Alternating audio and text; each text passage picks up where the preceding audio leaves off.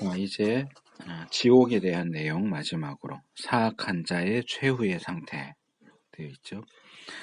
자, 이 지옥에 대한 내용은 천국에 대한 내용보다도 굉장히 논란이 많아요. 일단 지옥이 어떤 곳이냐 뿐만 아니라 지옥이 과연 있느냐. 하나님, 사랑의 하나님이 사람을 지옥에 보내시는 분이냐?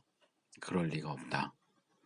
이제 이런 주장들이 지옥과 관련해서 굉장히 많이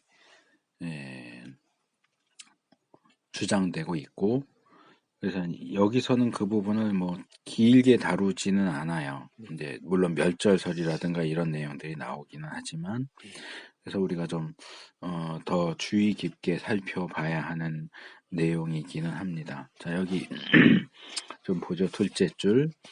영원한 형벌의 교리는, 그러니까 지옥 교리는 어떤 사람들에게는 시대에 뒤떨어져 있거나 혹은 기독교의 아류적인 정통 기독교가 지옥 교리를 이야기할 리가 없어. 이건 아주 근본주의적이고 그런 사람들만 지옥을 주장하는 거지. 이런 식으로 보여진다는 거죠. 천사들이나 마귀들과 마찬가지로 비신화화되어야 하는, 그러니까 과학 이전 시대에 뭐 번개가 치면 신이 노해서 그걸 던졌다 이렇게 보는 것처럼 전혀 사실과 동떨어져 있는 상상적이고 신화적인 이야기처럼 천국 지옥도 그런 거 아니냐.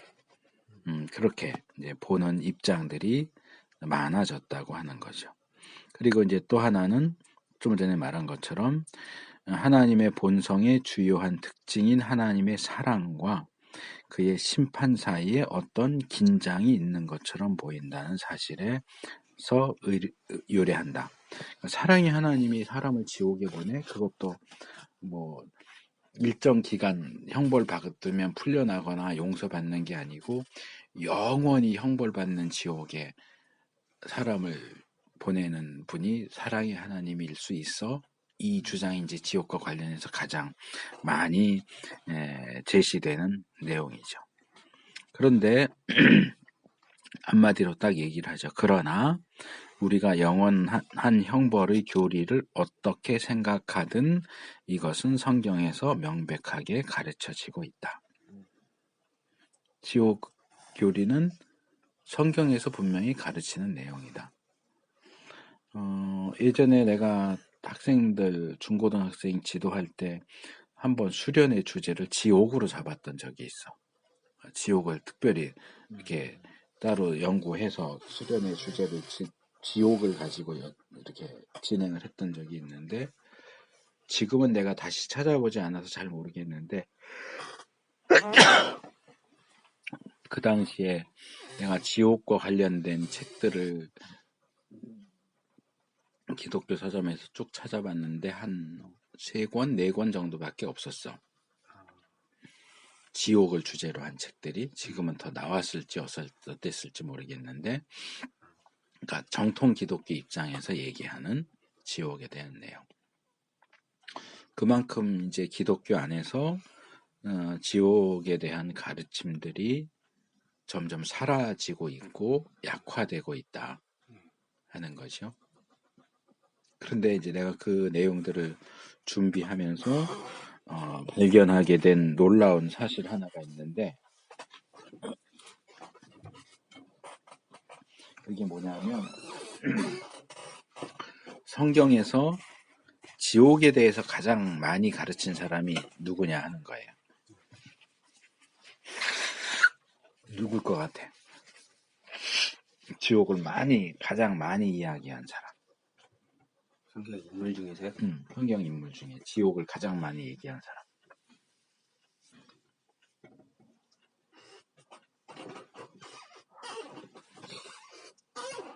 시간을 끌어.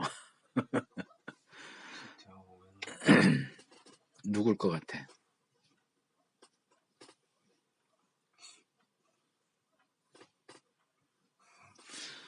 성경에서 지옥을 가장 예. 많이 얘기한 사람은 예수님이에요.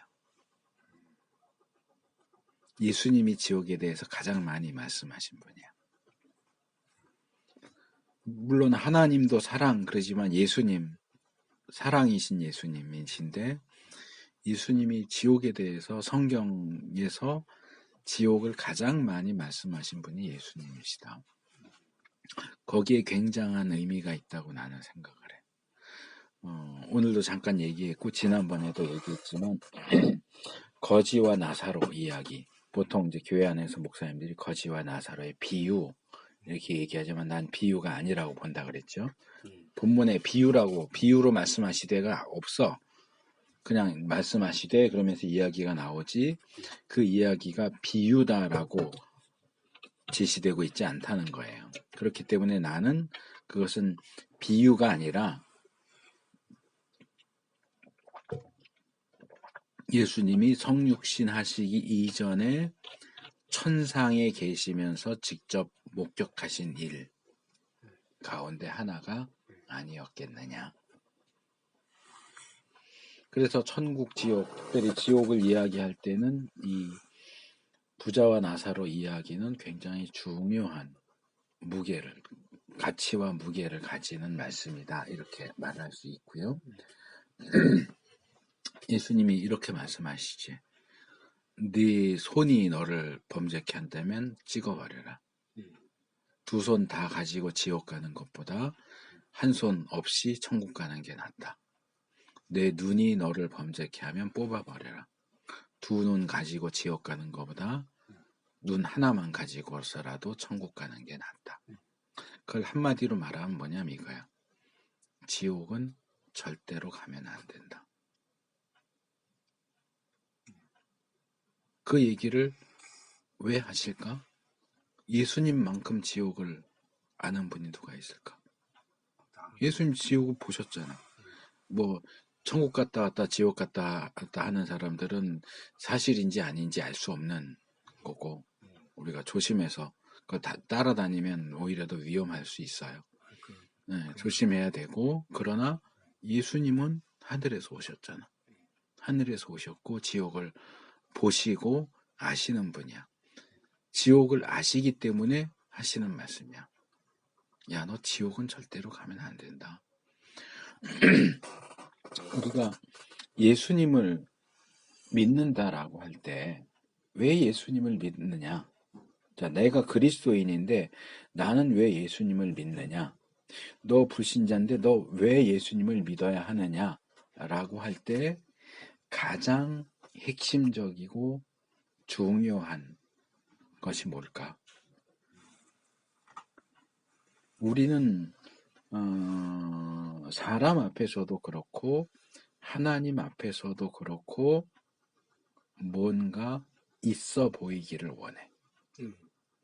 뭔가 있어 보이기를 원하기 때문에 넌 왜 예수님 믿으려고 그러는데 그럴 때도 뭔가 있어 보이는 대답을 하고 싶어해. 뭘까? 하나님 그렇게 사랑하시고 은혜 주시는데 어떻게 안 믿을 수 있겠어요? 그것도 틀린 말은 아니겠지만 내가 볼 땐 정답은 아니야. 정답은 이거야. 지옥 가지 않으려면 믿어야 돼. 우리는 이게 조금 달라. 왜 예수 믿느냐? 천국 가려고 믿어요. 하고 지옥 안 가려고 믿어요. 는 무게가 달라. 적극적으로 천국 가기 위해서 믿는다와 부정적이고 소극적이지만 지옥 안 가기 위해서 믿는다는 초점이 달라. 그게 굉장히 좀 원색적이고 여기 있는 것처럼 과학적이지 않고 신화적인 것처럼 보일지라도 그게 핵심이야. 우리가 아까 천국 간 사람이 천국에서 지옥 간 가족들을 생각할 때 어떻겠느냐 하는 얘기를 잠깐 다뤘지만 그걸 생각한다면 우리가 사랑한다고 고백하는 사람들에게 복음 전하는 일을 절대로 포기하면 안 된다는 거야. 그러니까 우리는 믿음을 자꾸 천국 쪽으로만 연결시키려고, 천국 쪽으로 연결시키고, 내가 뭔가 그래도 하나님한테 보답하려면 믿어드려야지. 나는 그래도 나름 괜찮은 사람인데 이 정도는 해드려야지, 이 개념으로 자꾸 다가가려고 하는데, 그게 아니라 지옥에 안 가기 위해서는 믿어야 된다는 거예요. 지옥 가면 정말 큰일 난다는 것이. 그래서 그 지옥에 대한 개념을 확실하게 잡는 것이 굉장히 중요하고, 오늘날 우리 기독교가 많이 놓치고 있는, 종말에 대해서도 놓치고 있을 뿐만 아니라 지옥 설교하는 사람들 거의 없어요. 없어요. 그래서 나는 그때 이제 지옥을 주제로 수련회 하면서 그랬고, 그 이후로도 이제 가끔 가다가 이제 그 말을 하지만, 나는 이제 중고등부 학생들이나 청년들을 가르칠 때 그런 얘기를 했었어요. 하나님이 은혜를 베푸셔서 너희들이 꿈속에라도 지옥을 볼 수 있다면 좋겠다. 지옥이 얼마나 두려운 곳이고 얼마나 무서운 것인지, 절대로 가면 안 되는 곳인지를 하나님이 너희들에게 깨우쳐 주셨으면 좋겠다.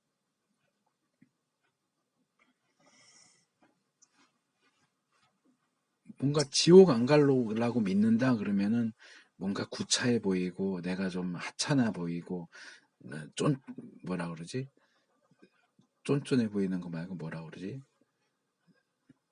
어쨌든 그렇게 좀 뭔가 부족하고 모자라 보이는 듯한 느낌.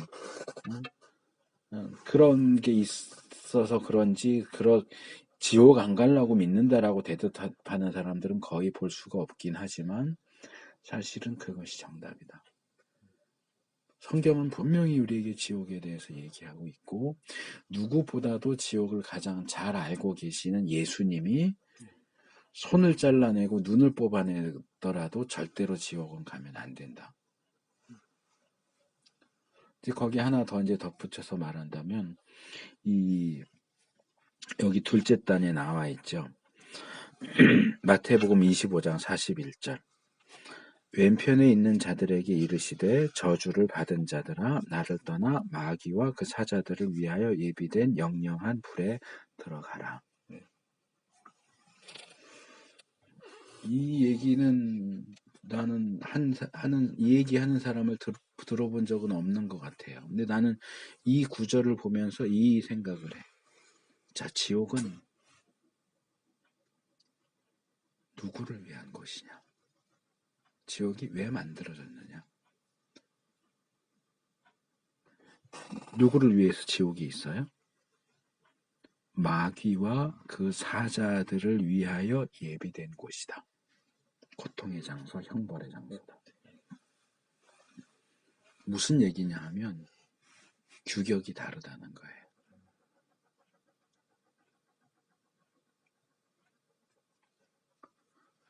무슨 얘기인지 지금 잘 파악이 안 될 수 있는데요. 이제 천안에 있는 친구이자 후배인 목사 한 사람이 나한테 구운 소금을 먹는 게 좀 건강에 좋다고 소개를 해줘서 대화를 했었는데, 일반적으로 나오는 소금은 독성이 있어서 오히려 몸을 망치고, 그걸 고온으로 구워야 거기에 나쁜 것들이 빠져나오고 좋은 것이 돼서 우리 몸에 해독도 해주고 여러 가지로 좋으니까 구운 소금을 먹어라 그래. 근데 이 소금이 몇 도에 녹는지 알아요? 네.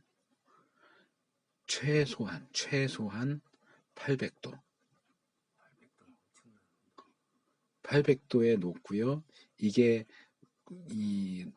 녹아서 불순물이 독성이 빠졌다라고 하려면 1000도. 1000도쯤 가야 소금이 완전히 녹아가지고 육용이 돼가지고 육용염이라고 하는데, 녹아서 나쁜 게 다 빠져나가고 좋은 것만 남게 된다. 자, 내가 이 얘기를 왜 얘기하냐면 지옥 영영한 불이요. 꺼지지 않는 영영한 불은 마귀와 타락한 천사들에게 고통을 주기 위한 불이야. 그걸 예를 들어서 소금이라고 합시다. 소금을 녹이기 위한 용광로야. 거긴 기본이 천도야. 그러면 받자마자 그냥 이 종이는 몇 도 되면 탈까요? 100도 가까이 가면 타죠. 그러면 1000도짜리 용광로에 종이를 넣으면 어떻게 될까? 아이고 하영채도 없죠. 닫자마자 그냥 내가 규격이 다르다는 얘기가 그거야. 근데 그게 지옥은 인간을 보내려고 만들어진 곳이 아니야. 지옥은 마귀와 타락한 천사들을 형벌하기 위해서 만들어진 곳이야. 그러니까 소금을 녹이기 위한 용광로처럼 가마처럼 1000도짜리야, 용량이. 그러니까 거기는 마귀와 타락한 천사들이 가야 그들이 그 1000도에서 고통을 받는 곳인데 인간은 마귀나 천사만큼 튼튼하지가 않아. 1000도까지 안 가도 한 90도만 가도 큰일 나. 70도만 가도 사실은 큰일 나. 그런데 그런 인간이 1000도짜리 불가마에 들어간다고 생각을 해봐. 그거는 완전히 규격 이외라고. 너무너무 인간에게는 너무너무 고통스러운 것이야. 원래 인간에게 고통을 주기 위한 곳이 아니란 얘기야. 그러나 인간이 하나님을 거절하고 마귀를 선택한다면 마귀와 같은 취급을 받아서 마귀가 가는 1000도짜리 불가마에 던져진다. 그 인간은 한 80도만 돼도 삶아지고 태워지는 존재인데 1000도짜리에 던져진다. 이건 말로 할 수가 없는 거야. 그러니까 다니엘서 이야기처럼 옆에만 가도 그냥 타서 죽는 거야. 그러니까 그런데 지옥에서는 안 죽잖아. 그러니까 얼마나 그 고통이 심하겠어, 인간에게. 원래 인간을 위해서 만들어진 곳이 아니라고. 그래서 나는 이게 지옥을 다룰 때 굉장히 중요한 부분이라고 생각을 해요. 지옥은 원래 인간을 형벌하기 위해서 만들어진 곳이 아니다. 인간용으로 만들어진 게 아니고 사탄용으로 만들어진 곳이다. 그러나 사탄을 따르는 자들은 사탄과 함께 거기에 던져지게 되는데 인간은 원래 그 규격, 거기에 해당되는 규격이 아니기 때문에 인간에게 지옥은 훨씬 더 고통스러운 곳이 될 수밖에 없다. 자, 지옥에 대한 성경의 묘사들을 보면, 자, 영영한 불이다. 그 다음에 바깥 어두운 데다. 그러니까 이 천국 바깥이죠. 이거 성냥팔이 소녀하고 비슷한 거야. 성탄절이고 눈이 오는데 이 아이는 집 바깥에 있어. 이렇게 남의 집 창을 이렇게 들여다보면 가족들이 모여서 성탄절 음식 해갖고 노래하고 맛있게 나눠 먹는데 얘는 성냥을 팔아야 돼. 거기서 오는 어떤 온기도 어떤 행복도 음식도 누릴 수가 없어. 마치 부자가 아브라함 품에 있는 나사로를 보는 것처럼 어떤 좋고 선한 것도 물 한 방울조차도 얻을 수 없는 고통의 장소, 형벌의 장소. 그거 하나 더 추가적으로 얘기하면 보통 이제 이거는 사실은 불교나 무속종교하고 연결된 개념인데 이제 사람이 지옥 가면 거기에 뭐 간수장, 뭐 고문하는 역할을 귀신이 한다, 마귀가 한다. 그런 식으로 많이 얘기를 하는데 그건 잘못된 거예요. 그거는 불교나 무속에서 말하는 지옥이고, 천국에서 말하는 지옥은 마귀가 지옥 간 사람들을 괴롭히는 장소가 아니고 마귀가 형벌받는 장소야. 그러니까 타락한 천사들이 지옥 온 사람들을 괴롭히는 게 아니고 자기들도 고통받고 형벌받기에 정신이 없어. 뭐 그 안에서 천국에서도 서로 교류가 있다는 것처럼 지옥 안에서도 교류가 있겠지. 그 교류는 서로 어떻게 서로 더 괴롭히고 더 아프게 할까 하는 그런 교류가 있을 거고, 아무래도 천사들은 인간보다 능력치가 높으니까 인간이 괴롭힘을 당할 수 있기는 하겠지만, 그 타락한 천사가 인간을 괴롭히는 역할로 지옥에 있는 건 아니다. 똑같이 형벌을 받는 입장으로 있는 거지 간수로 있는 게 아니야. 같은 죄수야. 근데 이제 소매치기범하고 살인자하고 다른 것처럼 그런 위치에 있는 것이. 그 다음에 또 뭐가 있을까요? 영원한 형벌이다, 고통이 있다, 무저갱이다, 하나님의 진노, 둘째 사망, 주님의 얼굴로부터의 영원한 멸망과 쫓겨남이다. 이게 지옥에 대해서 성경이 묘사하고 있는 내용들이에요. 이것들을 요약하면 한 가지 근본적인 특징이 나와. 천국의 가장 근본적인 특징이 뭐라고 그랬어? 하나님의 현존. 지옥의 가장 근본적인 특징은 하나님의 부재예요. 거기 하나님이 계시지 않아. 그러니까 지옥은 하나님의 부재 혹은 하나님의 현존으로부터의 추방이다. 그래서 아까 천국도 하나님이 안 계시면 지옥이고 지옥도 하나님이 계시면 천국이다 라고 극단적인 얘기를 했는데, 그 얘기예요. 지옥은 하나님이 계시지 않기 때문에 지옥이야. 이 세상, 우리가 지옥 같다고도 하고 고해라고도 하는 이 세상은 그래도 하나님이 계시는 곳이야. 하나님이 계시는 곳인데도 인간의 죄 때문에 이렇게 고통스러워. 지옥은 하나님이 전혀 계시지 않고 전혀 관여하시지 않는, 모든 옳고 선한 것은 다 빠져버리고 모든 악하고 나쁜 것들만 모여있는 곳이 지옥이야. 그래서 하나님의 현존으로부터의 추방이고, 그 다음에 고통, 이제 육체적인 고통과 정신적인 고통. 아까 내가 지옥에 간 사람의 기억은 지워지지 않을 것이다. 이 정신적인 고통이지. 그리고 실제로 부활체이지만 이 꺼지지 않는 불로 고통을 받는 육체, 부활체가 받는 육체적인 고통, 정신적인 고통, 아주 강렬한 고통의 경험이 될 것이고, 그 다음에 여기 고독감이라고 했는데 버려졌다는 거지. 하나님으로부터 분리되었고 떨어져 나왔고 버려졌다.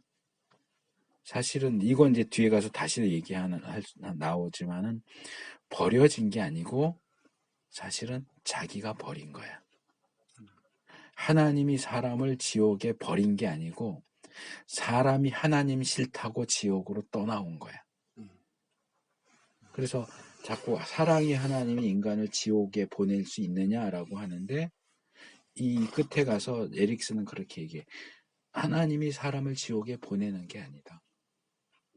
사람이 하나님 싫다고 스스로 지옥에 가는 거다. 그 아까 내가 얘기했던 스웨덴보그라는 사람이 쓴 천국과 지옥에도 거긴 재밌게 이렇게 설명을 해놨어요. 천국에 올라가는 사람은 자, 이 자세로, 자 이게 머리야. 그럼 이렇게 서 있는 자세지 머리로 이렇게 올라간대. 예수님 승천하시는 것처럼 거꾸로 올라가진 않을 거 아니야. 똑바로 올라가겠지. 머리가 위로 올라가서. 그럼 지옥에 떨어진 사람 어떡할까? 떨어진다고는 보통 그냥 발부터 떨어지는 걸 생각을 하는데, 이 스웨덴보그라는 사람은 반대로 거꾸로 머리가 아래로 해서 떨어진다는 거야. 이게 뭐냐 하면 동양이나 일반적으로도 그런 얘기를 하는데 이 지상에 존재하는 모든 생물 가운데 인간만 하늘을 볼 수 있어. 고개를 이렇게 들어서 하늘을 볼 수 있는 거니. 짐승들은 고개 들어서 하늘을 보는 게 안 된다고 그래, 보통. 개가 걸을 때 하늘 보고 걸어? 이러고 걷잖아. 땅 보고 걷지. 하늘 보고 걷는 짐승은 없어. 인간만 하늘을 보면서 걸을 수가 있어. 그것을 영적인 의미로 얘기하자면 우리의 머리가 향하는 곳이 우리가 향하는 곳이야. 천국 가는 사람들은 하나님을 향해서 가는 자들이야. 그러다 보니까 그들 머리가 하나님을 향해로 가니까 이렇게 올라가는 거고, 지옥 가는 사람들은 하나님 싫다고 하는 사람이야. 그러니까 머리가 하나님과 반대 방향이야. 하나님 싫다고 도망가고 피하기 때문에 그들은 머리가 하나님과는 반대 방향으로 지옥으로 향해서 거꾸로 꼬꾸라지듯이 거꾸로 떨어진다고 설명을 해. 그러니까 일단 스웨덴 보고 자체가 좀 이단성을 가지고 있는 사람이긴 하지만 그가 하고 있는 얘기 중에 좀 고려할 만한 것이 있다 하는 것 중에 하나가 이제 그런 것도 있는 거예요. 그래서 하나님이 너 지옥으로 가라고 하시는 게 아니고 나 하나님 싫어요. 난 천국 싫어요. 하나님 싫어요. 나 지옥으로 갈 거예요. 인간 스스로가 하나님이 쫓아내는 게 아니고 보내버리는 게 아니고 인간 스스로가 하나님이 싫기 때문에 지옥으로 가는 것이다. 그러니까 이 뒤에도 나오지만 그래서 하나님이 인간에게 불신자인 인간에게 너 지옥으로 가라 라고 말씀하시지 않고 너 마음대로 해라. 너 내 말 안 듣고 그렇게 네 생각대로만 하려면 그래 좋아. 너 네 마음대로 해. 그래서 인간이 자기 마음대로 한 결과가 지옥이라는 거야. 하나님이 보내는 게 아니라는 거야. 물론 이것은 내가 볼 때는 변증적인 하나님을 변호하기 위한 의도가 다분히 들어가 있는 표현이고 50% 정도만 받아들일 수 있다고 생각을 해. 왜냐하면 하나님은 사랑이신 뿐만 아니라 공의이신 분이기 때문에 자, 죄를 지은 사람에게 형벌을 가할 때 형벌을 가하지 않고 네 마음대로 해. 이게 형벌이야? 아니지. 형벌을 가할 때는 분명히 너는 살인죄를 지었으니까 사형, 형벌을 가하는 게 있어. 너 살인죄를 졌으니까 네 마음대로 해. 이건 형벌이 아니지. 이건 하나님을 변호하기 위해서 그렇게 감싸느라고 표현을 하는 거지만 공의와 형벌이라는 심판과 형벌이라는 측면에서 보면 하나님이 인간을 지옥에 보내신다 라고 하는 것도 맞는 표현이에요. 하나님 보내세요. 하나님을 거절하고 하나님을 불신하고 하나님께 반역하는 인간들을 형벌, 그들에 대한 심판과 형벌로서 지옥에 보낸다라고 말할 수 있어야 한다고 나는 생각을 해요. 하나님은 인간을 지옥에 보내지 않으셔 라는 얘기는 사랑의 하나님이 어떻게 인간을 지옥에 보낼 수 있어? 라는 반대 주장을 무마시키기 위한 조금 타협된 표현이다. 나는 그렇게 생각을 해. 하나님 불신자를 지옥에 보내신다가 맞다고 나는 생각을 해. 그리고 그래서 이게 스스로 택한 고독이야. 그러니까 이것은 하나님에 의해서 어쩔 수 없이 강제된 고독이 아니고 스스로 고독하기를 선택하는 것이. 그 다음에 이러한 분리와 고독이 영원하다. 끝나지 않는다. 단테가 쓴 신라곤인가? 신라곤이었던 것 같은데. 네. 그 제목이 있는 것 같아요, 단테.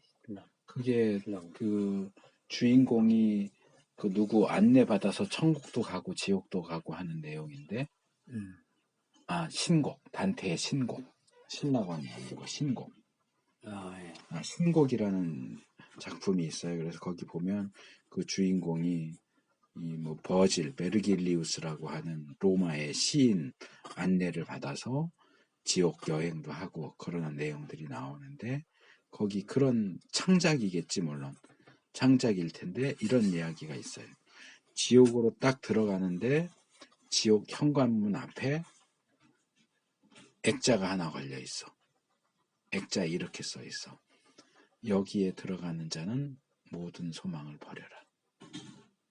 아, 맞아요. 들어갔네. 왜? 거긴 들어가면 나올 수가 없어. 들어가서 10년, 20년, 50년 아니면 100년 형벌 받으면 형기를 마치면 풀려날 수 있다. 그럼 소망을 품을 수 있겠지. 아무리 지옥이라도. 거꾸로 매달아도 국방부 시계는 간다. 이러면 힘들어도 3년만 버티면 제대해. 하면 버틸 수 있어. 근데 거꾸로 매달아도 닭의 목을 비틀어도 새벽이 안 온다. 제대가 없다. 넌 몇쪽 박는다. 그럼 소망이 없지. 지옥의 형벌과 고통은 끝이 없어. 기한이 없어. 영원해. 물론 이 영원성도 이제 문제가 되지. 어떻게 1년, 2년, 10년, 20년도 아니고 영원히 고통받는 장소로 보낼 수 있어 하는 반발이 또 뒤에 이제 나오고 그 문제가 좀 다루게 되겠지만 어쨌든 성경은 지옥의 형벌이 영원할 것이라고 얘기를 해요. 이게 이제 이 지옥의 특징을 아주 잘 보여주고 있어요. 굉장히 중요하다고 생각이 돼요. 하나님의 부재, 하나님의 현존으로부터의 추방, 고통, 육체적 고통과 정신적 고통, 강렬한 고통, 고독감, 이 분리와 형벌의 영원성. 지옥을 아주 잘 묘사해주고 있어요. 그 다음에 미래 심판에 다시 이제 좀 더 나눠서 얘기하는 게 최종성. 자, 최후 심판에 너 지옥 그러면 끝이야. 저 이 판결 받아들일 수 없습니다. 2심 갑시다, 3심 갑시다. 그거 없어. 최후 심판은 그걸부터 한 번으로 끝이야. 너 지옥 그랬으면 지옥인 거야. 판결을 잘못 내리거나 뭐 서류가 잘못돼가지고 오류가 있어서 천국 갈 사람이 지옥 간다. 지옥 갈 사람이 천국 간다. 그런 일은 절대로 일어나지 않아요. 한번 지옥으로 판결이 내려지면 그걸로 끝. 다시 상태를 되돌이킬 수 있는 기회는 없다. 그러니까 죽기 전에 예수님을 믿지 않는다면 지옥을 피해갈 수 없다.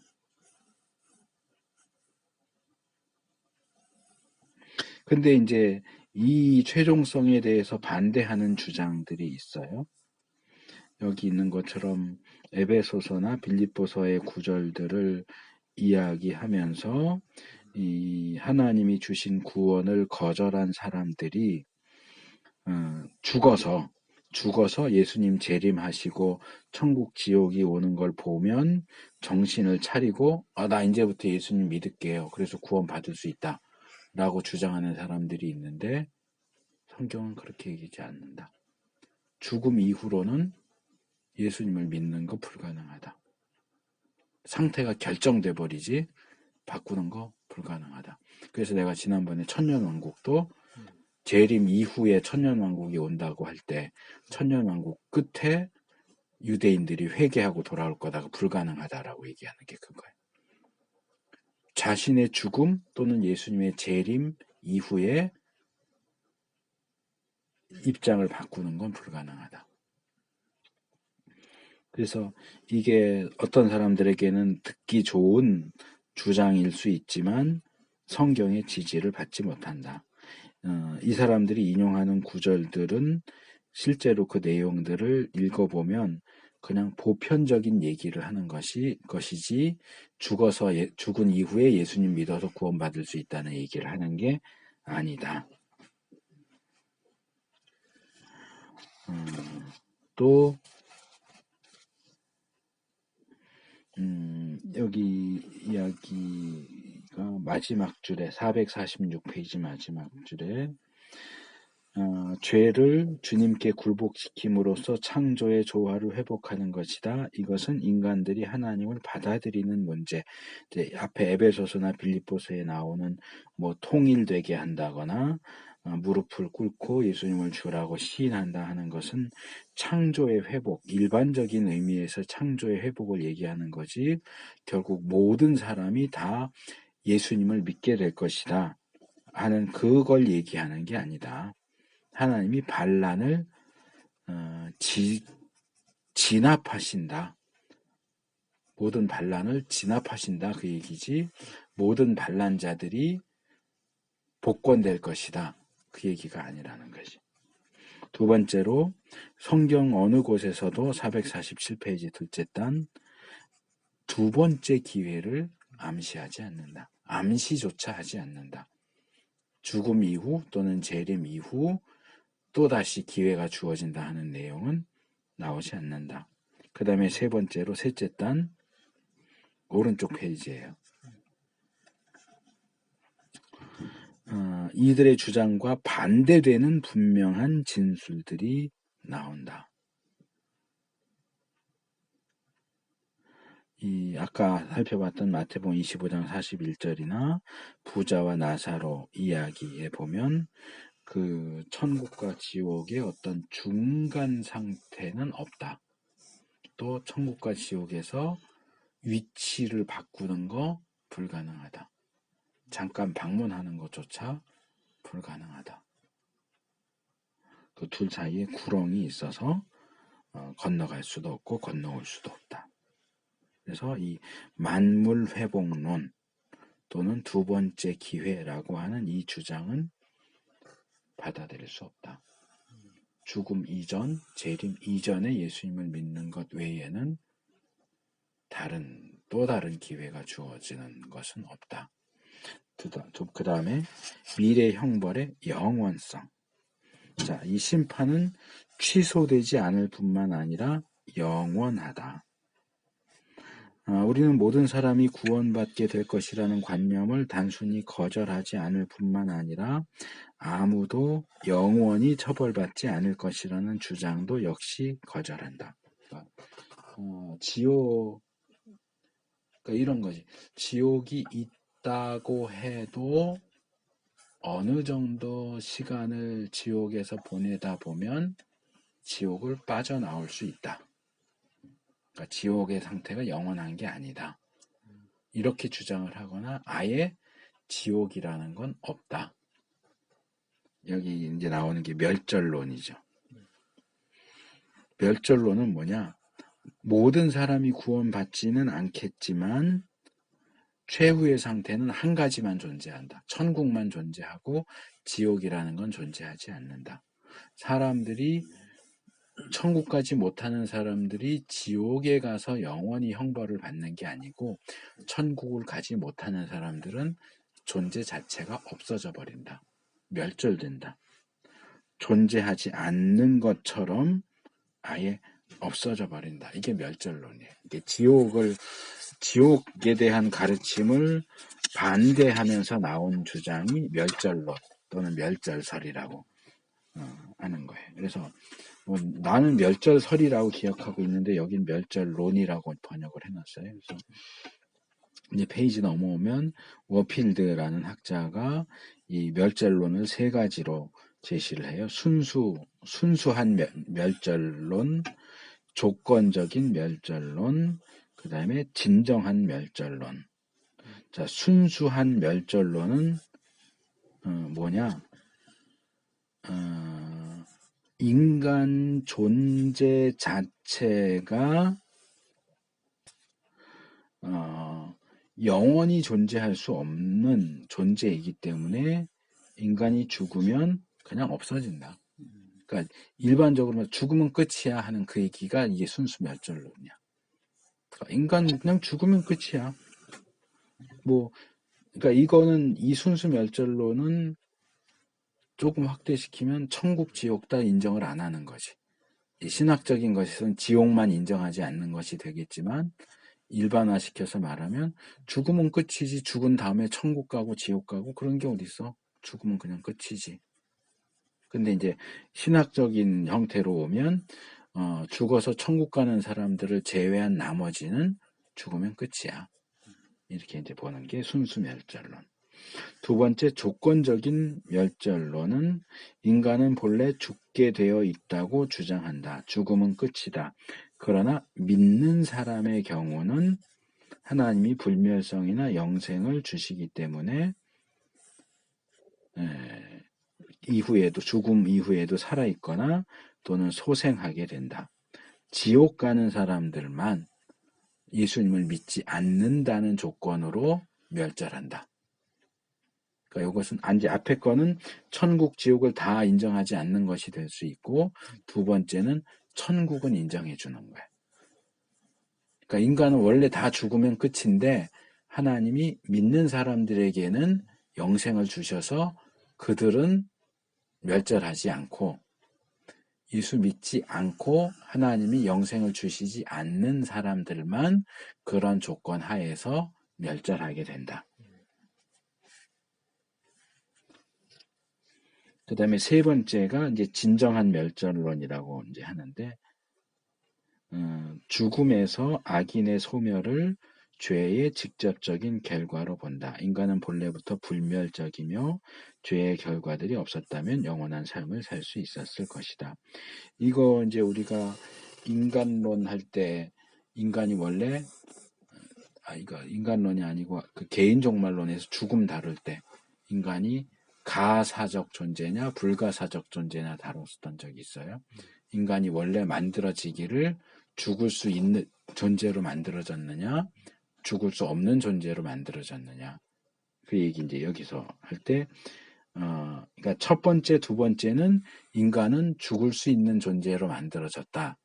가사적 존재라는 것을 전제로 하고, 이 세 번째는 불가사적 존재라는 것에 근거해서 나오는 주장이에요. 원래 인간은 죽지 않도록 만들어졌는데 죄 때문에 죽게 된다. 그러니까 죄가 있는 인간은 무조건 다 죽는다. 이 죽는 거가 그냥 그걸로 끝이야. 죽는 걸로 멸절. 죽는다 이꼴 멸절된다. 그래서 두 가지 유형이 있는데, 첫 번째는 멸절을 죄의 당연한 결과로 본다. 그러니까 죄 지었으니까 죽는다. 죄 지었으니까 멸절된다. 다른 형태는 밑에서 셋째 줄인데, 죄인이 영생을 얻도록 허용하실 수 없으시며 또 허용하시지도 않을 것이라는 관념이다. 그래서 죄인이어도 하나님이 영생을 허락하신다면 멸절하지 않겠지만, 하나님이 허락하실 리가 없으니까, 예수님 믿지 않는 사람들이 영원히 살도록 허락하실 리가 없으니까 결국은 죽을 수밖에 없지 않느냐. 근데 성경은 어디서도 이런 멸절을 주장하지 않아요. 심지어는 내가 이제 종종 얘기하는 거지만 지옥 간 사람도 영원히 살아. 지옥 가도 영원히 살아. 근데 천국에서 영원히 사는 것과 지옥에서 영원히 사는 것은 완전히 정반대죠. 그래서 여기 449페이지 밑에서 넷째 줄에 있는 것처럼 마태복음 25장 46절, 저희는 영벌에 의인들은 영생에 들어가리라. 그러니까 천국에서 영원히 사는 건 영생, 지옥에서 영원히 사는 것은 영생이 아니고 영벌, 벌을 영원히 받아. 그래도 죽지는 않아. 그러니까 지옥 가도 멸절되진 않아. 천국 가도 영원히 살고 지옥 가도 영원히 사는데, 천국에선 사는 거고 정말 산다고 할 수 있게 사는 거고, 지옥은 어느 노래 가사처럼 사는 게 아니야. 벌 받는 거야. 죽어가는 거야. 근데 죽지도 않아. 그래서 지옥의 형벌은 영원하다. 무한히 계속된다. 일정 기간이 지나면 끝나거나 또 옮겨가거나 그러는 것은 없다. 그래서 지옥과 관련해서 영원히 계속된다, 영원하다, 끝이 없다 이런 표현들이 성경에 많이 나오고 있다.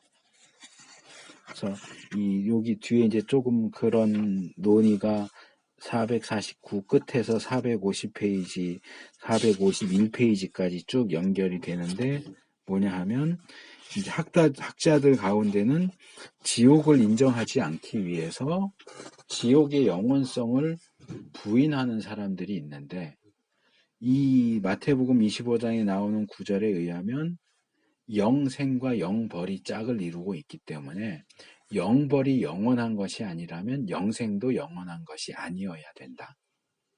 영생이 영원하다면 영벌도 영원하다. 그 얘기를 여기 조금 어렵게 해놓은 거예요. 간단하게 말하면 그거예요. 영생과 영벌이 짝을 이룬다. 둘 다 영원한 것이다.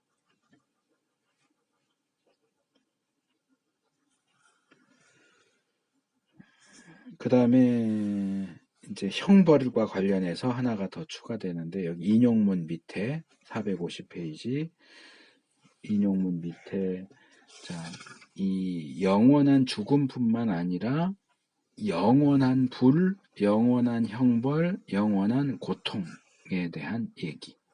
그러니까 사랑의 하나님이 인간을 아무리 죄인이라고 할지라도 인간을 영원한 불에, 영원한 형벌에, 영원한 고통에 집어 던져 넣으신다는 것이 맞냐? 선하신 하나님, 의로우신 하나님, 사랑의 하나님인데 어떻게 이렇게 영원한 벌을 인간에게 줄 수 있느냐? 인간이 이 지상에서 살아봐야 60년, 70년, 80년 사는데 80년 살면서 지은 죄가 얼마나 된다고 그걸 영원한 형벌로 연결시키는 건 너무 지나친 거 아니냐? 과잉 처벌이 아니냐? 10원만큼 죄 지었으면 10원만큼 벌 줘야지. 10원만큼 벌 줬는데 왜 10억만큼 벌 주냐 이거예요. 근데 이건 우리가 앞에서 상급에서도 내가 얘기했죠. 200만 원어치 일했다고 해서 200만 원어치 주면은 그건 상급이 아니야. 월급이지. 200만 원어치 일했는데 20억을 주면 200억을 주면 상급이지. 그러니까 상급을 자기가 행한 것만큼 주지 않고 그 이상 몇십 배, 몇백 배 늘려서 주면 거기에 대해서 불공평해. 왜 나는 200만큼 했는데 왜 200억을 주지? 이렇게 불평하는 사람은 없어. 좋다고 받겠지. 근데 200만큼 죄를 지었는데 왜 벌을 20억만큼 줘? 이럴 때는 또 불평을 해요. 또. 그래서 지금 여기서 다루는 문제가 바로 그거예요. 근데 여기서 이제 에릭슨이 제시하고 있는 답은 그 밑에서 둘째 단에 있죠. 죄를 지을 때마다 무한한 요소가 일정불변하게 포함된다는 사실을 유념해야 된다. 이게 무슨 얘기냐면 밑에서 둘째 단. 이거는 어디선가 다뤘던 것 같은데 자, 내가 형제한테 뭔가 죄를 졌어. 그러면 형제한테 잘못했다고 그러고 용서를 빌어야 되는데 우리 기독교 신앙 안에서는 하나님한테도 잘못했어요 해야 된다고 그래. 회개해야 된다고 그래. 내가 하나님한테 죄 진 게 아니고 형제한테 죄 졌는데 왜 하나님한테 잘못했다고 그러지? 그것은 형제에게 죄를 짓는 것을 통해서 하나님께도 죄를 짓는 것이 되기 때문에 모든 죄는 대상이 누구냐와 관계없이 결국은 최종적으로 하나님께 죄를 짓는 것이 된다는 얘기야. 네.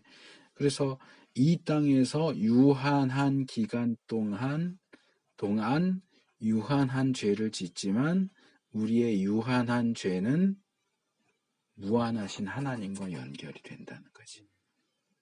그러니까 우리 유한한 죄는 무한성이 끼어 들어갈 수밖에 없다. 그 죄가 무한하신 하나님에게 저지르는 죄이기 때문에. 여기서 얘기하는 게 그거예요. 모든 죄는 하나님에 대한 반역이며 무한한 존재이신 하나님의 뜻에 반대하여 유한한 뜻을 세우는 것이다. 그렇기 때문에 무한하신 하나님께 저지른 죄를 유한한 형벌로 커버할 수가 없다. 무한하신 하나님께 저지른 죄는 무한한 형벌로 이어질 수밖에 없다 하는 얘기를 하는 거고요. 둘째로, 그게 이제 첫 번째 답변이고, 두 번째 답변은 여기 이제 더욱이 이렇게 나오는데, 만약 하나님께서 이 세상에서 그의 목표들을 성취하려고 하셨다면 그런 인간이 끝없는 형벌에 대해서 둔감할 정도로 마음대로 만들지는 않으셨을 것이다. 이건 조금 무슨 말을 하는지 조금 애매한데, 내가 이해한 거는 이거예요. 자, 내가 이 땅에 살면서 20만큼 죄를 졌어.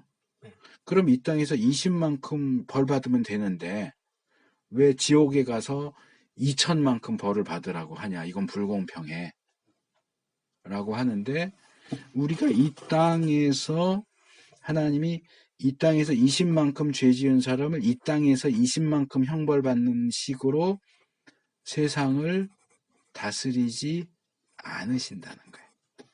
그렇게 해서 20만큼 죄 짓고 20만큼 벌 받는 걸로 끝낼 거라면 현재 세상을 이렇게 만들지 않으셨을 거라. 이 20만큼 죄를 지었지만 이 20이 20만큼만이 아니고 무한과 연결돼서 더 많은 죄로 불어나기 때문에 이 부분을 해결하기 위해서는 지상에서 형벌 받는 것뿐만 아니라 무한과 관련된 부분은 무한한 형벌을 받는 것과 연결이 되어야 한다. 이런 정도의 이야기로 이해할 수 있을 것 같아요. 그래서 여기 451페이지 셋째 줄 끝에 보면 하나님께서 그와의 교제 속에서 영원히 살도록 의도하셨던 피조물들은 그것들이 그들의 조물주를 떠나서 살기를 원한다면 영원한 고통을 겪게 되는 방식으로 지음받아야 했을 것이다. 자, 이게 무슨 얘기냐?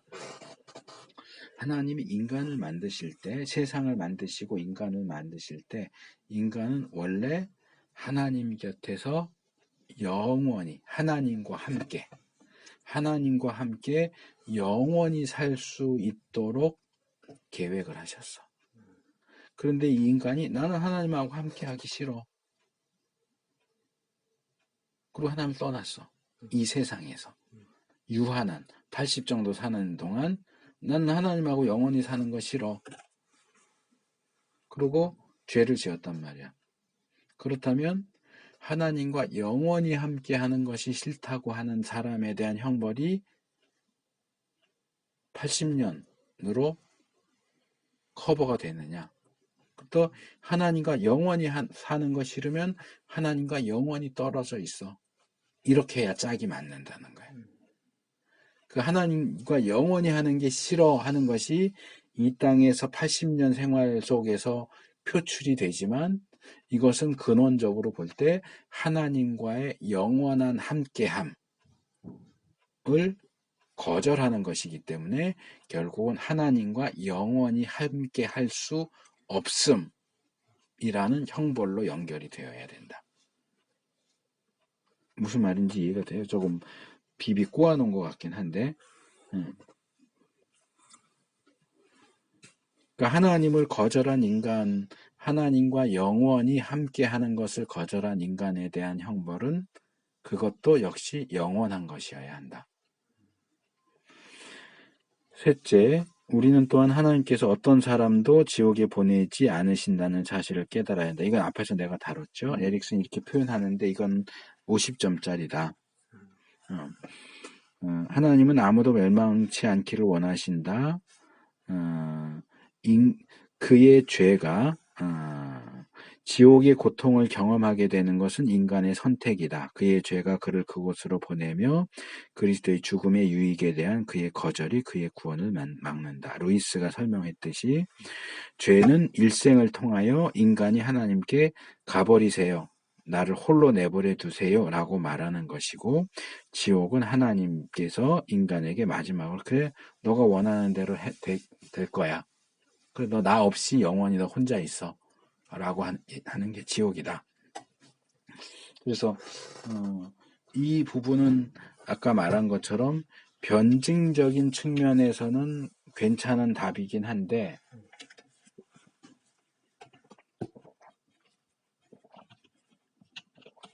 성경 전체의 가르침에 비추어 보면 50% 부족해. 2% 부족한 게 아니고 50% 부족해. 그래서 하나님이 범죄한 인간을 지옥에 보내신다라고도 말할 수 있어야 된다. 하나님은 인간을 지옥으로 보내지 않으신다. 이거는 50점짜리 답이야.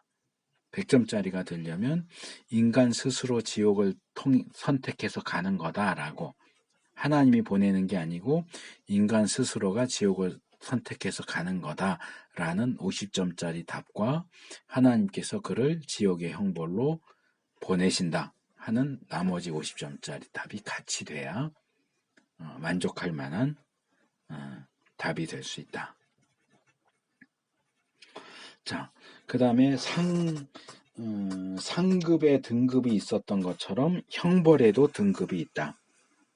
지옥도 이제 내가 예전에 그 표현을 종종 썼는데 따뜻한 자리가 있고 뜨거운 자리가 있고 불로 형벌을 하니까 옛날 우리 아궁이 이렇게 떼면 그렇잖아. 아궁이 바로 있는 데는 정말 뜨끈뜨끈하고 저기 윗목으로 가면은 서늘하고 그렇잖아. 그러니까 지옥도 그래. 아주 뜨거워서 못 견디는 자리가 있고 조금 뜨끈한 자리가 있고 이게 형벌에 있어서의 등급이 존재하고 있다. 성경이 그런 것들을 암시하고 있다. 마태복음 11장 21절 24절 고라신과 벳세다에 대한 예수님의 말씀, 소돔과 비교하면서 심판날에 소돔 땅이 너보다 견디기 쉬우리라. 둘 다 똑같이 심판을 받지만 누군 조금 쉬운 심판, 누구는 조금 더 어려운 심판, 이렇게 해서 심판과 형벌에도 등급이 있다. 모든 죄는 그게 중한 죄든 살인죄든 거짓말하는 죄든 지옥에 가지만 그들이 가는 지옥이 똑같지는 않다. 아까 내가 천국 상급 얘기하면서 우리가 바울하고 똑같이 대접받을 수 있느냐라고 얘기했는데 지옥 쪽으로 얘기하면 이런 거지. 우리가 뭐 예를 들어서 아하방하고 똑같은 형벌을 받아야 되느냐, 가룟 유다하고 똑같은 형벌을 받아야 되느냐. 그럼 그것도 억울하잖아. 그 정도는 아닌데. 그러니까 천국에도 상급이 등급이 있고 지옥 형벌에도 등급이 있다. 누가복음 12장 47절 48절에도 많이 맞는 것과 적게 맞는 것이 나오지. 그래서 우리가 많이 알수록 책임이 더 커지고 그 책임을 다하지 못할 때 형벌도 더 커진다. 그래서 지옥의 고통과 형벌도 등급이 있다. 똑같지 않다. 자, 이렇게 해서 지옥에 대한 내용은 조금 더 빨리 끝났네요.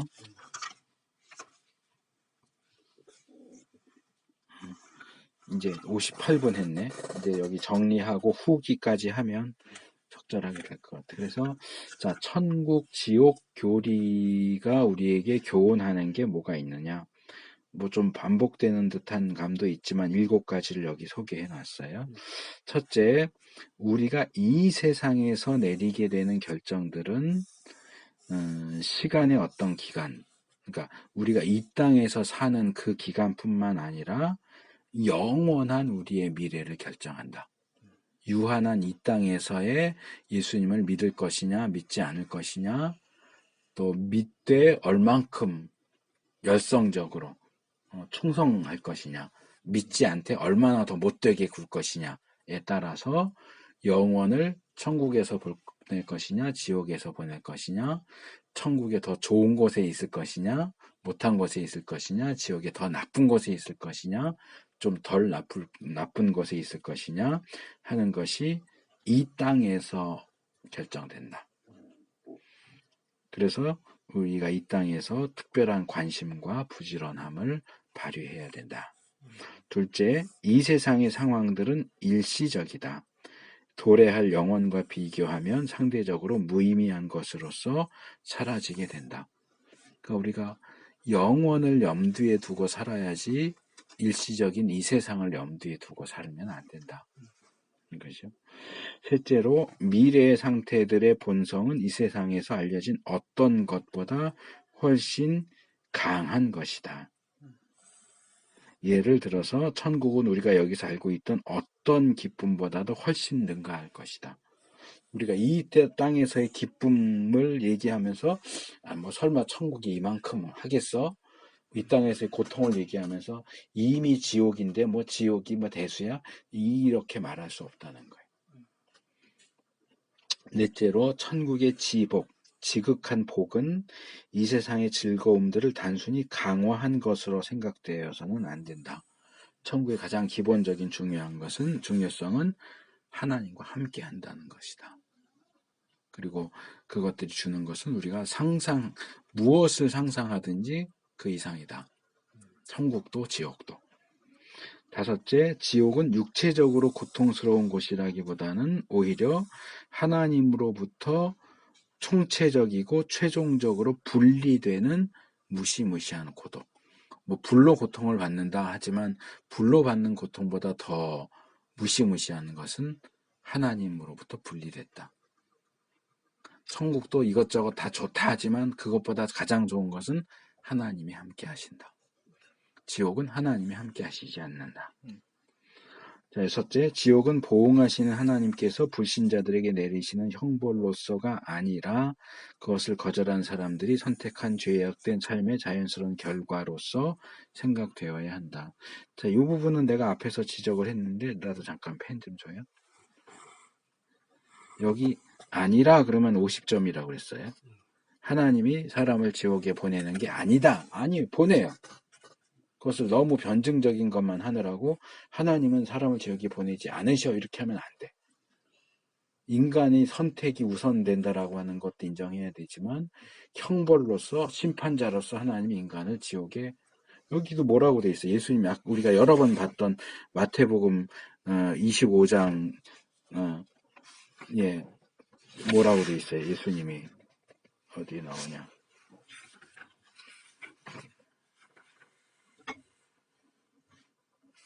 여기 447페이지 셋째 단 셋째 줄 봐요. 자, 저주를 받은 자들아 나를 떠나 마귀와 그 사자들을 위하여 예비한 영영한 불에 들어가라. 누가 그래? 들어가라. 들어가겠니? 니들이 가기를 원하면 가도 돼. 아니에요. 들어가라. 명령이야. 보내는 거라고. 그래서 보내지 않는다라고 말하면 틀린다고요. 그 다음에 7번째, 비록 모든 사람들이 천국이나 지옥 중 어느 한 곳으로 할당되겠지만 여러 등급의 상급과 형벌이 존재할 것으로 보인다. 다 똑같이 일괄적인 게 아니고 다 격차가 있다. 천국에도 지옥에도 격차가 있다.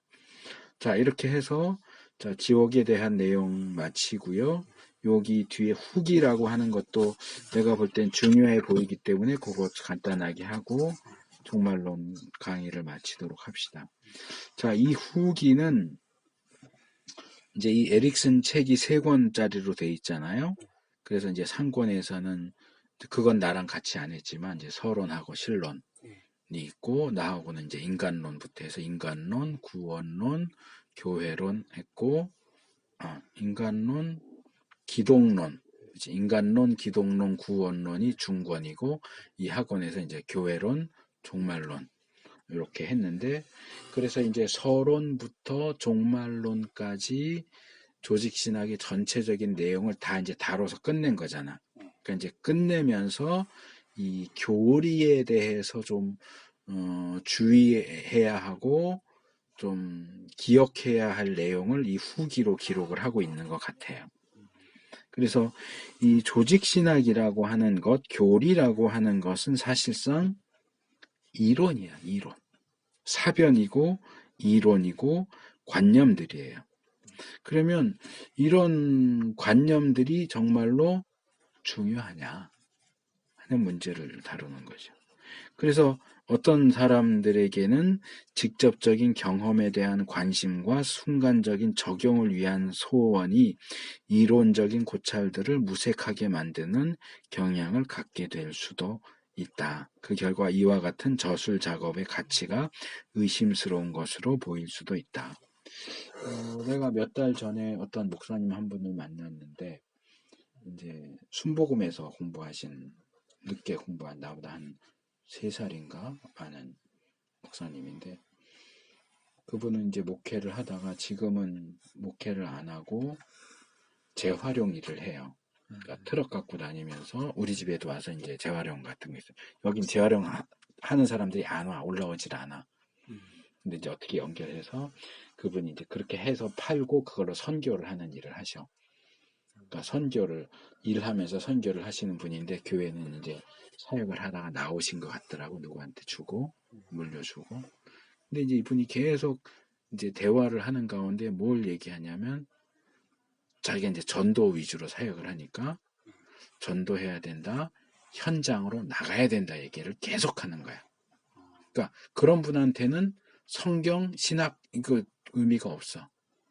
현장에 나가서 사람들을 만나고 복음을 전하고 그들이 깨지는 모습을 보고 그래야 그게 신앙이 살아서 움직이는 거지. 성경 아무리 읽어봐야 무슨 소용이 있냐. 교리 공부해봐야 무슨 소용이 있냐. 이렇게 된다는 거지.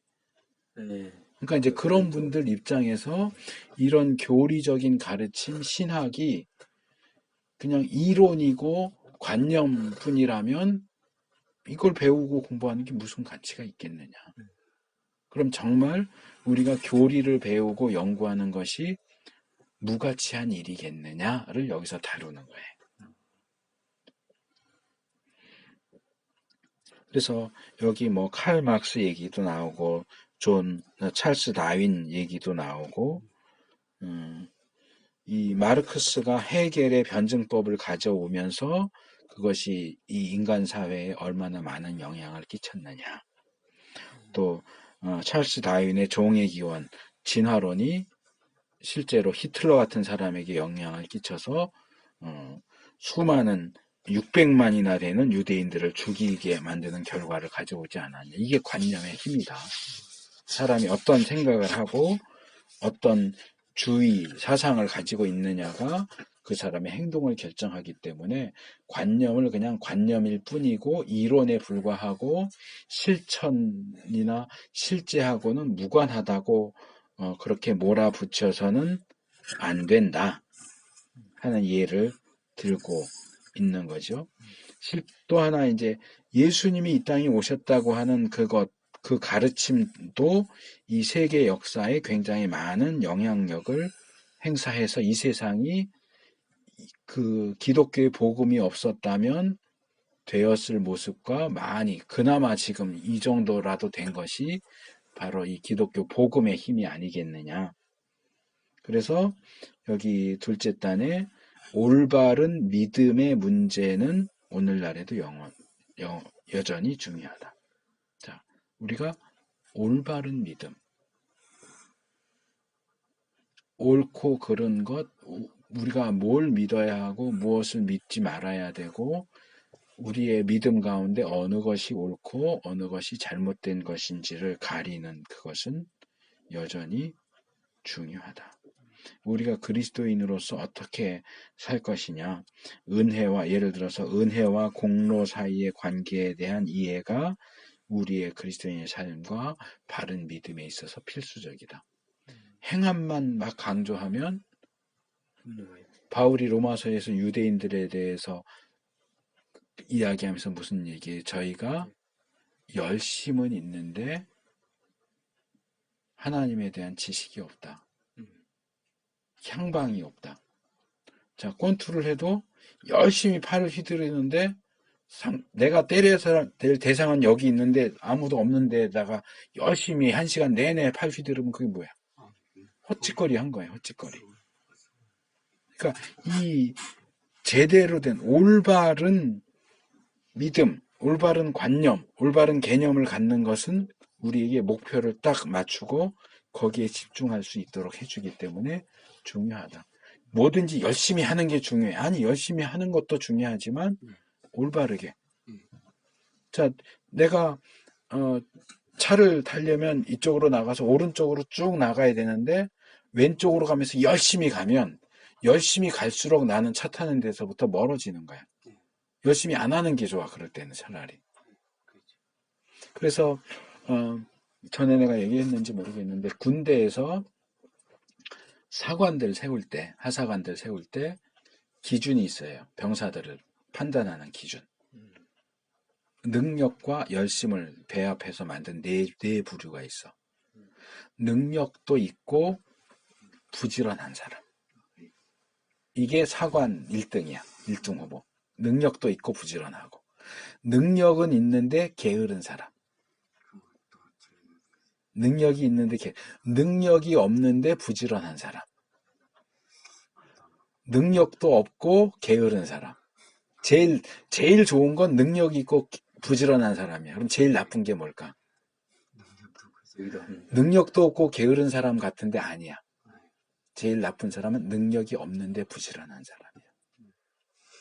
이 사람은 가는 데마다 사고를 쳐. 능력이 없으면 가만히라도 있으면 중간을 가는데 능력이 없는데도 자기가 나서서 이것도 하겠다 그러고 저것도 하겠다 그러면 밑에 사람들이 다 그 뒤처리 해줘야 돼. 그런 사람은 절대로 지휘관으로 세워서는 안 되는 최악의 1순위. 능력 없고 게으른 사람이 아니고 능력 없고 부지런한 사람이 최악이야. 어느 그룹이라도 마찬가지. 그래서 우리가 열심을 내는 건 물론 중요한데 2단의 경우가 그렇지. 열심은 있는데 방향이 틀려 먹었어. 그러면 그들은 열심을 내면 낼수록 더 지옥에 가까워지는 거야. 2단에 있어도 열심을 좀 덜 내면 좀 덜 뜨뜻한 자리로 갈 텐데 2단에 있는데 열심히 하면 뜨끈뜨끈한 자리로 간다고. 그래서 올바른 기준을 갖는 건 굉장히 중요한데 그렇다고 해도 우리가 올바른 신학, 올바른 믿음을 가졌다고 해서 올바른 신학이 올바른 신앙으로 곧바로 연결되느냐? 그건 또 다른 문제다. 정통 신학을 가졌으면 하나님이 인정하실 만한 좋은 신앙생활을 하느냐? 그건 자동으로 되는 게 아니야. 잘못된 신학을 가졌다면 올바른 신앙을 가질 수 있을까? 절대로 안 돼. 잘못된 신학을 가졌으면 바른 신앙을 할 수가 없어. 그럼 바른 신학을 가졌으면 바른 신앙을 가질 수 있을까? 그건 자동이 아니란 말이야. 그건 또 다른 문제야. 그래서 바른 신학을 가졌을지라도 바르게 행하는 것은 또 다른 문제다. 그래서 마태복음 7장 22절을 신학에 연결시켜서 여기 변경을 해놨죠. 우리가 당신의 이름으로 신학을 연구하지 않았습니까? 우리가 당신의 이름으로 기독교적인 기독교 교리들을 설명하지 않았습니까? 라고 할 때 주께서는 내가 너희를 도무지 알지 못하니 불법을 행하는 자들아 내게서 떠나가라고 하실 것이다. 바른 신학이 바른 신앙을 가질 수 있는 좋은 토대가 되는 건 맞지만 바른 신학이 어떠한 신앙적인 노력도 없이 곧바로 바른 신앙으로 연결되는 것은 아니다. 거기엔 우리의 노력이 필요하다. 바른 신학에 근거한 바른 신앙을 하기 위한 노력이 필요하다. 그러나 틀린 신학을 가진 사람은 바른 신앙을 가질 수가 없다. 열심을 내면 낼수록 더 나빠진다. 그래서 교리가 중요하지만 그것의 중요성은 그것이 우리와 하나님과의 관계에 기여하는 공헌에 있다. 그래서 이러한 신념들을 성찰하고 묵상하고 변화를 받아야 되고 행해야 된다. 그래서 여기 헬무트 틸리케의 책이 소개되고 있죠. 젊은 신학자들을 위한 작은 연습, Little Exercise for Young Theologians. 이거 내가 예전에 소개한 책이에요. 친애하는 신학생 여러분이라고 얇은 책, 나침반에서 번역돼 나왔는데 바로 그 책이에요. 그래서 이 책은 꼭 읽어야 돼. 신학을 공부하는 사람은. 헬무트 틸리케. 틸리케. 응. 우리나라 말로는 친애하는 신학생 여러분이라고 번역됐어. 책 제목이. 친애하는 친애 하는 신학생 여러분. 이거 꼭 사서 보세요. 두껍지도 않아. 생 여러분. 지금 이게 있어요? 이거 팔 거예요 아마. 자, 여기서 지적하는 게 뭐냐? 오만의 죄. 일반 신자였다가 신학을 공부하게 되면 신자의 위치에 있을 때는 접할 수 없었던 굉장히 많은 내용들을 듣게 돼. 다 알지는 못해도 접하게 돼. 그러면 교만해져. 니들이 이거 들어봤어? 알아? 이러면서 잘난 체 하기 쉬운데 이게 이제 오만의 죄고 중간 좀 밑에 보면 지적인 폭력 그리고 오락으로 바꿔버린다. 이거 굉장히 조심해야 하는 부분이에요. 그래서 우리가 어린 아이와 같이 되어야 한다. 그리고 신학을 공부하지 않는 사람이라고 해서 무시하지 말아라. 성령님께서 깨우쳐져서 신학을 공부한 사람들도 깨닫지 못하는 깨달음을 가질 수도 있다. 가진다가 아니고 신학을 안 한 사람은 항상 신학한 사람보다 나아. 그 얘기가 아니고 전반적으로는 신학을 한 사람이 안 사람보다 나을 가능성이 높지만 때때로 어떤 부분에 있어서는 신학을 안 했어도 신학을 한 사람보다도 더 대단한 통찰력을 보여주는 경우도 있다. 그 대표적인 경우가 C.S. 루이스예요. 이 사람 신학자가 아니야. 영문학자야. 영문학자인데도 이 사람의 쓰는 글에는 통찰력이 있어. 그 중에 하나가 이런 거예요. 이 사람이 쓴 시편 사색이라고 번역된 책이 있어. 그것도 그렇게 두껍지 않은 책인데. 사색이요? 시편 이제 자기가 묵상한 내용들을 정리해서 책으로 나온 게 있는데 거기에 굉장히 내가 볼 때는 의미 있는 언급이 하나 나와요. 그 모세오경을 처음에 배우면 문서설 배운다고. 요즘엔 잘 안 가르치는 것 같은데 JDP, J문서, E문서, D문서, P문서 해가지고 하나님 이름을 쓰느냐 여호와 이름을 쓰느냐 뭐 이런 거 가지고 이제 문서설 하는데 그거 가지고 굉장히 오랜 기간 동안을 싸웠거든 신학자들이. 근데 이 C.S. 루이스는 신학자도 아닌데 그 문서설을 한 방에 날려버리는 얘기를 해. 이 문서설은 다른 말로 문학비평이거든. 문서를 문학적으로 분석해서 거기 사용되는 언어나 표현들에 따라서 문서를 분류하자는 거야. 근원이 되는. 근데 그분이 뭐라 그러냐면 그 시편 사색에서 이렇게 얘기해. 내가 영문학자 입장에서 봤을 때 이 문서설을 주장하는 학자들은 문학에 대해서 알지도 못하면서 문학의 방법을 갖다 쓰고 있다. 어떤 영문학자든 동문학자든 한문학자든 문학자들이 어떤 문서를 구분하고 분류할 때 그런 식으로 구분하지 않는다. 순 엉터리다. 당신들이 지금 문학적인 비평을 통해서 창세기 출애굽기를 분석한다고 하는데 문학적 분석을 전문적으로 하는 내 입장에서 볼 때 당신들은 엉터리로 하고 있어. 완전히 작아야.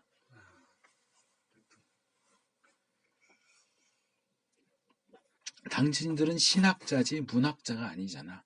문학을 배워본 적도 없는 사람이 문학을 가지고 성경을 분석한다 그러는데 웃긴다. 그거를 당신 신학자도 아니면서 무슨 문서설에 대해서 그렇게 이럴 수 있느냐는 거죠. 이 통찰력이 있어야 신학을 공부하지 않은 사람들에게도 성령님이 주시는 그런 통찰력이 있기 때문에 나는 신학했으니까 니들은 다 내 눈 아래에 있어. 이렇게 하면 안 된다고. 귀 기울여서 들을 줄 알아야 돼. 겸손하게. 그리고 신학은 그렇기 때문에 우리가 신학을 지적으로 논리적으로 할 필요가 없다라고 생각해서도 안 된다. 마지막 단락이에요. 이 마지막 논점으로부터 신학이 지적인 노력이 아니라고 결론을 내려서는 안 된다. 이것은 논리적인 사고를 엄밀하게 요청한다. 조직 신학을 구성하기 위해서는 조직적으로 생각해야 된다. 그래서 양쪽을 향해서 다 열어놓는 것이 필요하다. 그리고 페이지 넘어가면 신학은 논리적이거나 합리적인 특성 외에도 미학적인 특성이 존재한다. 아름답다. 신학의 내용들을 보면 내가 처음 아마 형제랑 이제 조직신학 하면서 그 얘기를 여러 차례 했던 것 같은데 이 조직신학의 7가지 분야는 그냥 막 때려 맞춘 게 아니고 논리적인 순서에 의해서 순서가 정해졌단 말이야. 서론, 신론, 인간론, 기독론, 구원론, 교회론, 종말론의 요 순서는 마구잡이로 돼 있는 게 아니야. 굉장히 논리적으로 되어 있어.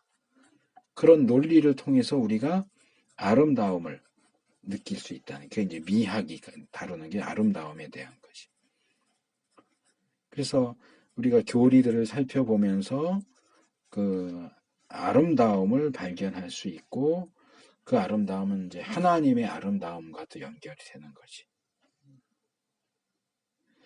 그 다음에 마지막으로 자, 이 신학은 단순히 학습되고 이해되고 평가되는 것에 그치면 안 되고 메시지 전달에 문제가 있다. 자, 이렇게 배우고 끝이 아니고 교회 사역의 자리에 가서 성도들에게 가르칠 수 있어야 돼. 이것을 꼭 순서대로 학교에서 배운 순서대로 서론, 신론, 일론 이렇게 못 가르치더라도 중간중간에 생활하면서 부딪히는 문제에 대해서 갑자기 뜬금없이 사람이 죽으면 어떻게 돼요? 이렇게 물어보면 자 우리 서론부터 배웁시다 이럴 수가 없잖아. 그럼 개인 종말론에서 죽음과 중간 상태에 대한 얘기를 거기서 끄집어내줘야지. 이게 준비가 안 되면 답을 할 수가 없잖아. 그러니까 사역자들은 늘 그런 답변할 수 있는 준비가 되어 있어야 되고 그것을 어떻게 잘 전해주고 가르칠 수 있을까? 학교에서 배운 어려운 얘기를 그대로 쓰면 신자들은 이해할 수가 없어. 그거를 이해해서 알아듣기 쉽게 다시 표현, 그러니까 자기가 이해한 표현으로 쓰라는 얘기가 그거야. 이해할 수 있는 표현으로 바꾸어서 상대방이 쉽게 이해할 수 있도록 그렇게 전달해 주는 것이 굉장히 중요하다. 뒤에 끝에 또 C.S. 루이스 얘기가 좀 더 나오는데 일단 보고 자 마지막으로 457페이지 둘째 단 저자는 참된 신학, 즉 좋은 신학이 하나님의 위대성과 장엄하심에 대한 독자들의 인식을 강화시켜 줄 것으로 확신한다. 그리고 쭉 내려오면 글을 쓰게 된 저자의 목적은 독자들이 주님을 더욱 더 사랑하게 되고 그 사랑을 다른 사람들에게 더 잘 전달할 수 있을 때에만 성취될 수 있을 것이다. 그러니까 이제 에릭슨이 나는 이 책을 통해서 이 책을 읽는 사람들이 하나님을 더 사랑하게 되기를 바라고 그 사랑을 사람들에게 더 잘 전달해 주기를 바란다. 그 얘기를 하는 거예요. 이제 돌려서. 그래서 교리를 배우는 것은 어떤 우월감을 갖기 위해서 하는 게 아니고 하나님을 더 잘 알고 이해하고 나에게 맡겨진 양떼들에게 하나님을 더 잘 알고 그래서 더 잘 사랑할 수 있도록 도와주기 위해서 하는 거다. 이 신학 작업은 힘들고 어렵고 논리적이고 지적인 작업이지만 그래서 거기에 우리가 힘을 기울여야 하지만 때로는 신학을 공부하지 않은 일반 성도들의 성령님을 통해서 주신 통찰력도 받아들일 수 있어야 되고 들을 수 있어야 된다. 그 모든 것들을 함께 협력해서 선을 이루는 그런 과정으로 신학 공부가 진행될 필요가 있다 하는 것이 이제 이 후기. 이것도 굉장히 중요한 부분이지. 후기지만 사실은 내가 생각할 때는 교리 공부를 처음 시작할 때 지적해줘야 될 문제라고 생각이 들어요.